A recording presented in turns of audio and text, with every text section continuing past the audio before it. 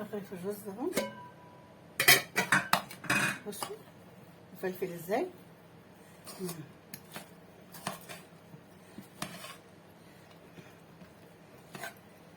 في ناس بقى بيسلقوه وبعدين خطير. في ناس بيسلقوه وبعدين يعملوا الخلطه ويحطوه. لا انا ما سلقتش ولا اي حاجه، والرز زي الفل اهو. بس الرز ده رز غالي ب70 جنيه الكيلو.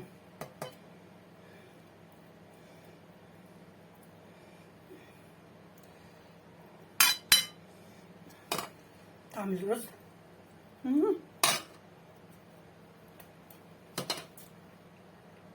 خطير ومستوي زي الفل.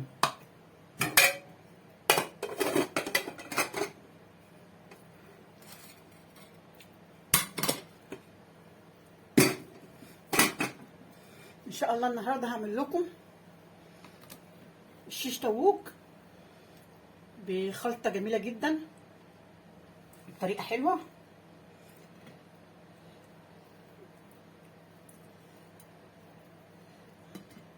مش مشكله.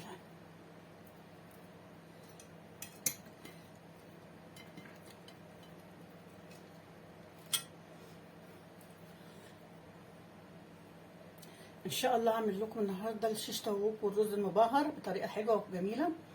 بس قبل ما اقول لكم على الطريقه حطوا لي لايك وشير وفعلوا الجرس. بصوا يعني طعم جميل. بصوا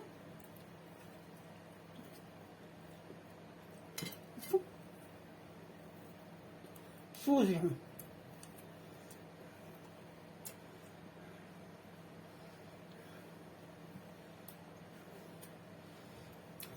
ويلا بينا على الطريقه. طب دلوقتي اول حاجه هنعملها، انا جايبه اهو الشيش طاووق. انا هعمل الشيش طاووق النهارده ان شاء الله. انا كنت مقطعه من عند الفرارجي هناك قطع زي دي عشان اعملها شيش طاووق، بس انا هعمل جنبيها وراك كمان. في فرخه كانت مخليه عندي اهي، دي الفرخه دي كانت مخليه عندي اهي. انا هقطعها شيش طاووق بالجلد بتاعها. ليه؟ لما بالجلد بتاعها بتبقى شوزي كده طريه. ما تقطعهاش كبير قوي، قطعيها صغيره بس اوعي تهريها زي دي كده. انا كل ده هعمله هعمله شيش طاووق. بس ايه اللهم صل على النبي، مش هستعمله يعني كله النهارده.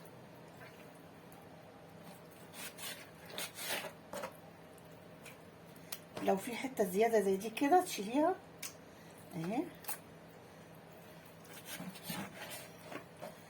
لما تكون صغيره هتستوي على طول معاكي.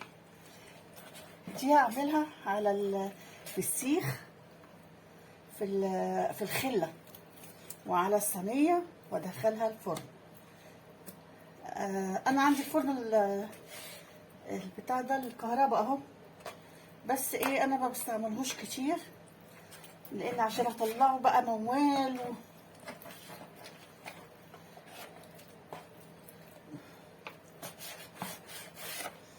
انا هعمل ايه الخله واحطها في الصينيه. بس بعد ما اعمل لها التتبيله بتاعتها الحلوه اللي انتوا هتعجبكم جدا التتبيله دي.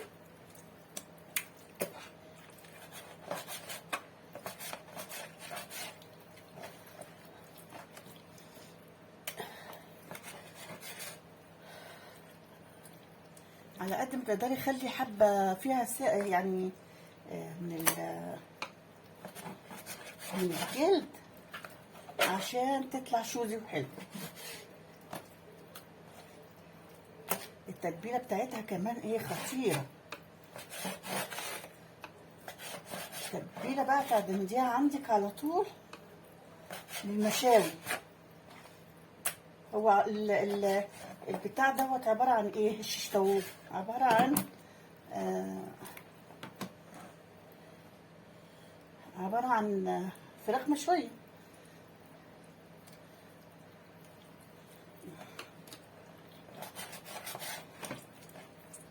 بس كده. هنعمل بقى ايه الخلطه بتاعتنا.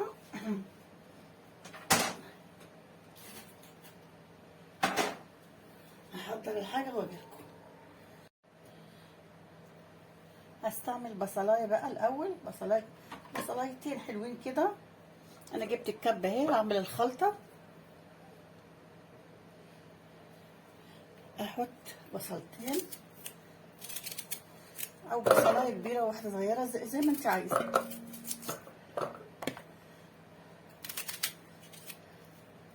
وتنعميها تخليها ميه.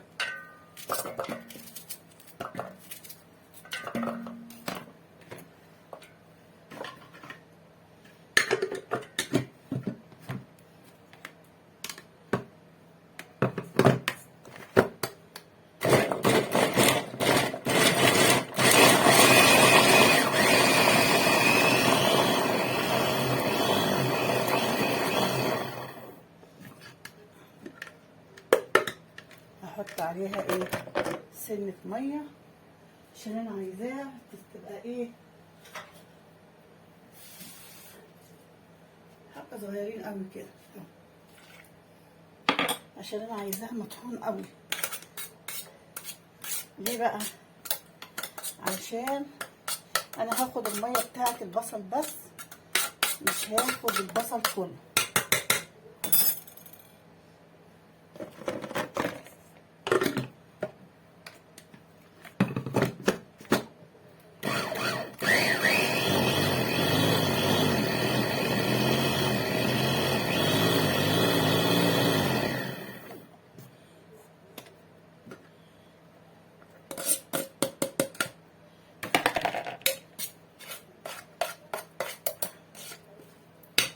اعملها كمان ضربه عشان يبقى ناعم قوي.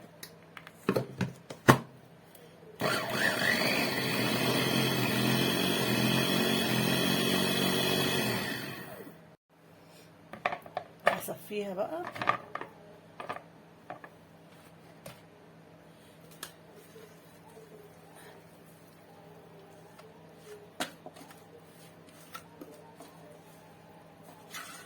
البصل ده مش هنرميه، نستعمله برضو، بس نستعمله بقى في ايه؟ في كفته، رز مبهر، الحاجات اللي زي دي.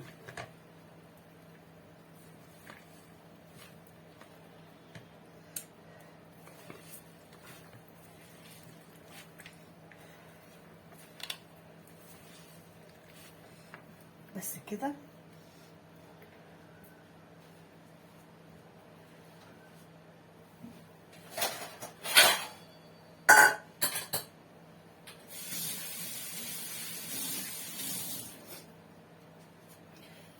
يبقى خدنا ميه البصل اهي، ماشي.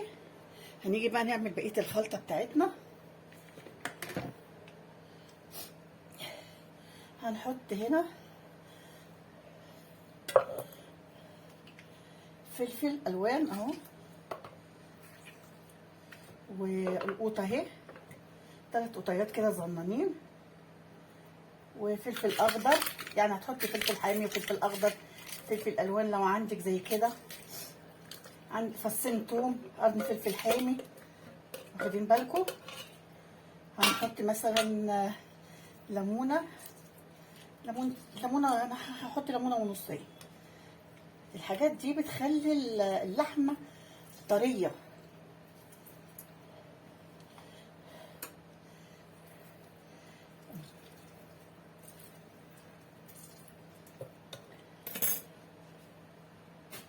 وهحط كمان شويه زيت اهو، وهحط شويه خل.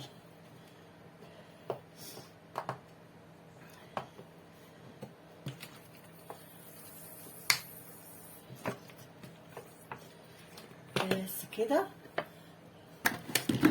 واروح ضربه كل الحاجات دي، انا عايمها برضو خالص. احط كمان معلقه صلصه.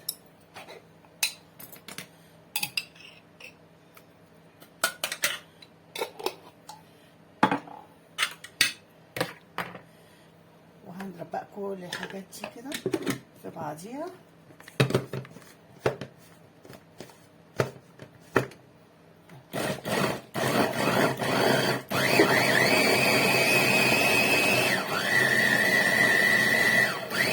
يبقى الاول عملنا البصل وخدنا ميته.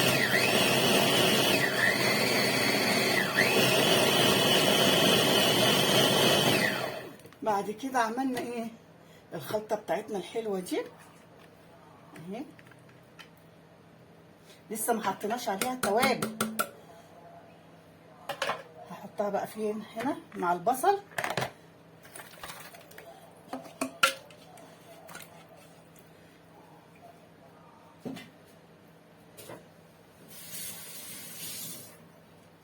انا عندي توابل الشيش تاووك اهو.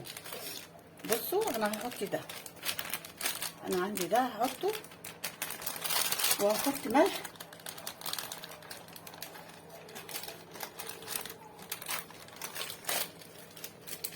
هو كيس على الفرخه دي كلها. هي دي فرخه تعتبر فرختين. وهحط فلفل اسود،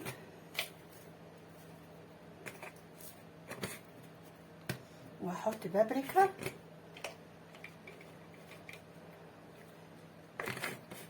وملح. بس كده، مش هحط حاجه اكتر من كده خالص. ونقلب بقى الحاجات الحلوه دي كلها مع بعضيها كده.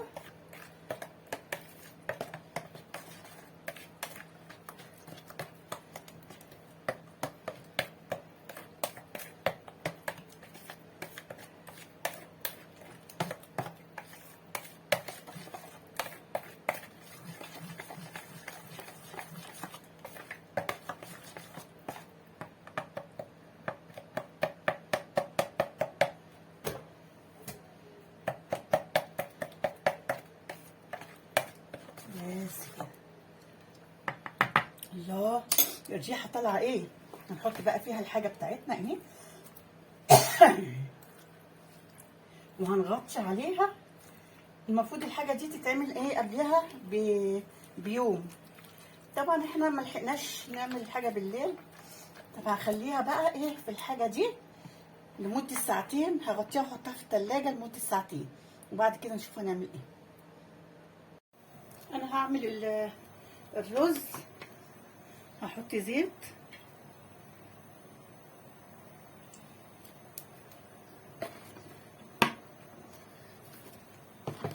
وهحط شوية كاري،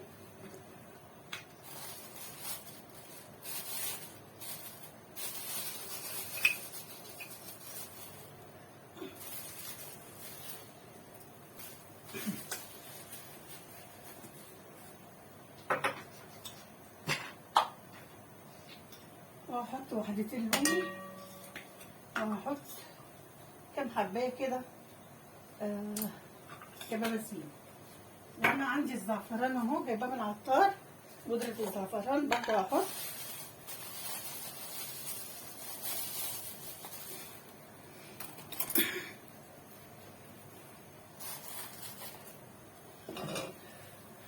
وهنحمر الحاجات دي كلها عشان تطلع نكهة حلوة.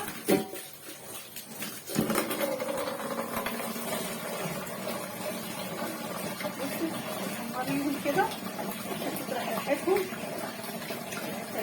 يا ريحة ايه؟ لا ريحة جميل. انا هعمل رز بسمتي.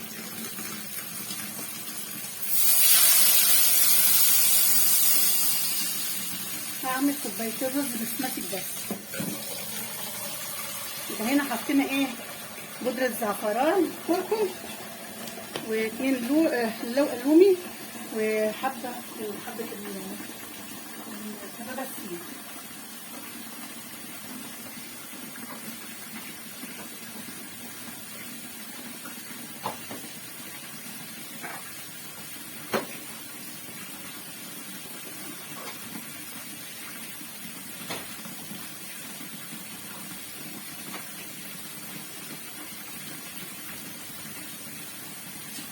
هحط بقى ايه شويه ملح. انا مش هحط ملح، هنحط ورقه شوربه.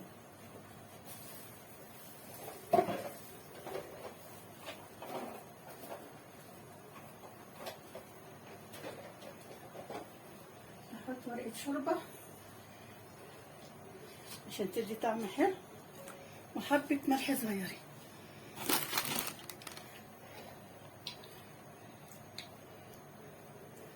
بس كده، وهسيبهم. نسيت احط الفلفل الاسود، حبه صغيرين.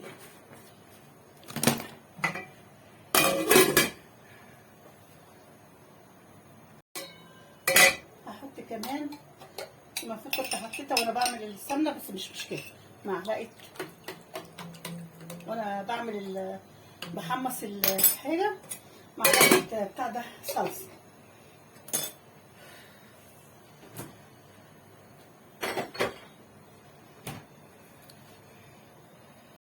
بصوا انا عندي فرن كهرباء، بس انا مش هعمله في الفرن الكهرباء، انا هعمله في الفرن العادي.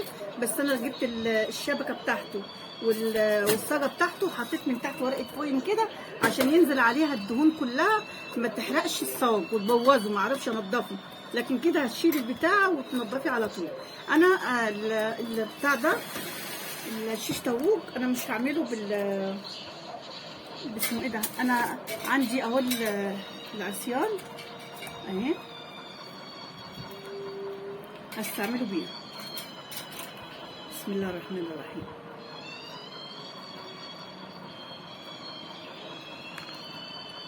حطي في الواحدة صدر وورك عشان يستوي ويبقى حلو. انا مش هعملها دي كلها، انا هعمل كم واحدة كده بس، والباقي هشيله في الفريزر.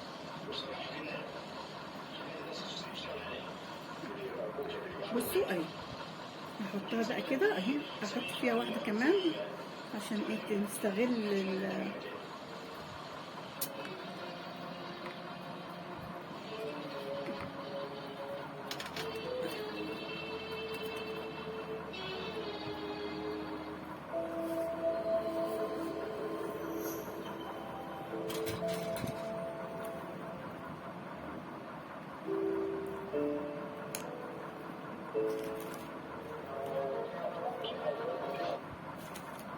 نسيت اقفل الراديو التلفزيون عشان حق النشر والطبع. لما الواحد ساعات كده بيبقى عايز يسمع قرآن، يسمع حاجة، ما بيعرفش من حتة النشر والطبع دي.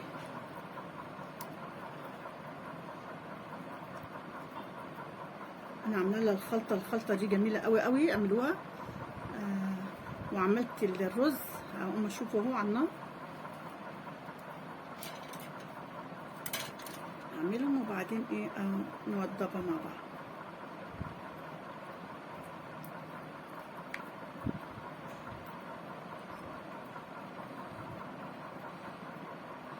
انا ما حطيتش لا بصل ولا فلفل ولا قوطه عليه، دي بس للشيش طاووق الساده الخلطه دي.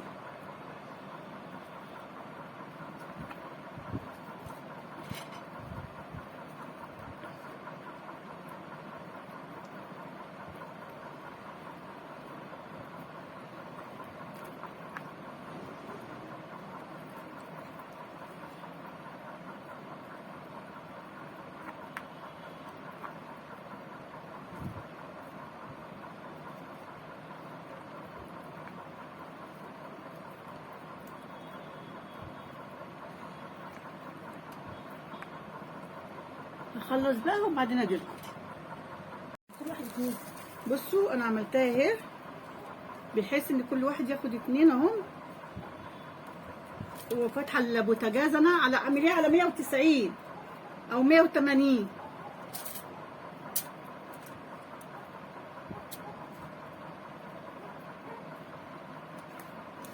ايه رايكم اهو؟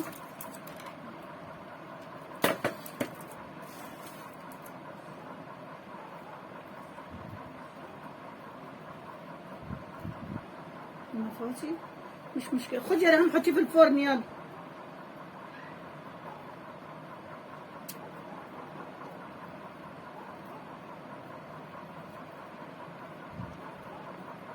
خدي حطيه في الفرن.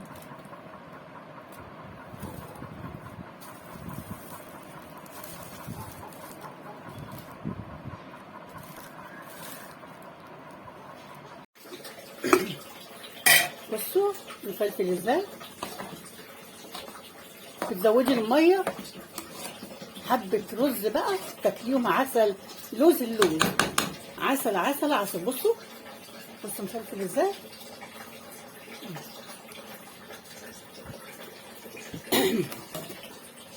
وحطيت الشيش طاووق في بتاع اسمه ايه، حطيته في الفرن يستوي. لما يستوي بقى نطلعه. عملنا شويه سلطه كمان ها جنبيها. نعمل بقى الاكل بتاعنا لما نغرب.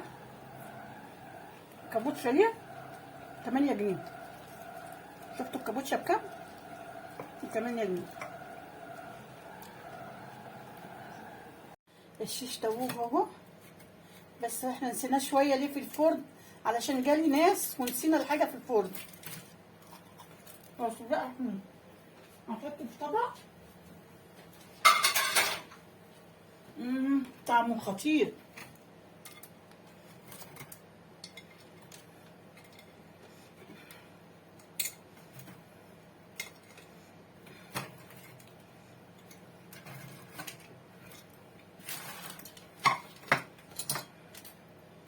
بصوا بصوا. لا مش ممكن. دي بقى ايه، نشيلها كده وناخد الورقه.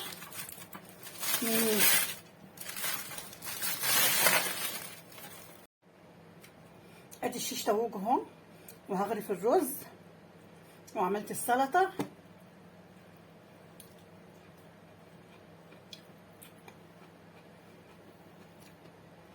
السلام عليكم ورحمه الله وبركاته.